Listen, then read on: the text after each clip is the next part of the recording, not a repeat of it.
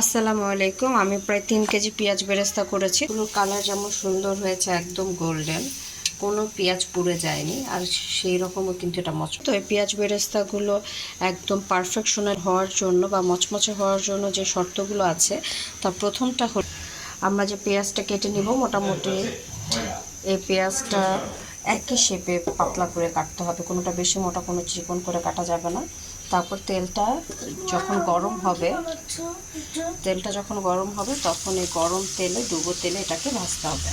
একই আছে, এটাকে ভাজতে হবে। আমি মিডিয়াম টু হাই হিটে এটাকে ভেজে নিচ্ছি। পেঁয়াজগুলোকে এভাবে একটু ছাড়িয়ে নিতে হবে, যেগুলো যে আমরা একসাথে যেরকম হয়ে থাকে এগুলোকে একটু এরকম করে ছাড়িয়ে নিতে হবে। এগুলো যেরকম একটু সাদা সাদা হয়ে আসবে তখন চুলার আঁচটা একটু কমিয়ে আমরা মিডিয়ামে করে বন্ধ করে লাল লাল হওয়ার আগের মুহূর্তে এই যে পর্যায়ে আমি সামান্য একটু চিনি এখানে দিয়ে দিচ্ছি, এতে করে এটা পেঁয়াজ বেরেস্তাটা মচমচে হবে। আপনারা চাইলে 2-1টা এখানে একটু গরম মশলা অ্যাড করতে পারেন, তো আজকে আমি দেইনি। যখন আসলে এটা কালার পরিবর্তন হবে সেই সময় একটু অনবরত নাড়তে হবে, যাতে করে এক জায়গায় বেশি তাড়াতাড়ি এক জায়গায় সাদা কাঁচা না থাকে। এর জন্য একটু খেয়াল করে দেখা যাবে যে এটা কিন্তু হালকা গোল্ডেন কালার হচ্ছে। আমরা এই পর্যায়ে এটাকে তুলে নিব, কারণ এর চাইতে বেশি হয়ে গেলে এটা পুড়ে যাবে, তখন পুরো ব্রাউন কালার হয়ে যাবে। আর এখন এটাকে তুলে নিলে এটা কিন্তু একদম গোল্ডেন কালার থাকবে।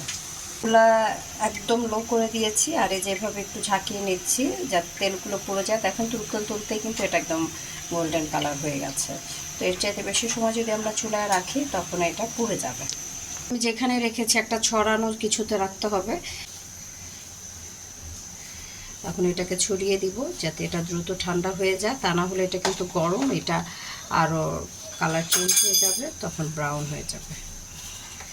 এই যে একটু ভিডিও করতে গিয়ে আমার এটা যদিও হালকা ব্রাউন হয়েছে, দেখেন নিচেরটা কত সুন্দর গোল্ডেন, আর এটা একটু ব্রাউন হয়ে গেছে। তারপর আপনি যে কোনো জিপলক ব্যাগ বা বক্সে ভরে আপনি ডিপ ফ্রিজে এটা 6-7 মাসও কিন্তু রেখে দিতে পারেন। আল্লাহ হাফেজ, সবাই ভালো থাকবেন, সুস্থ থাকবেন।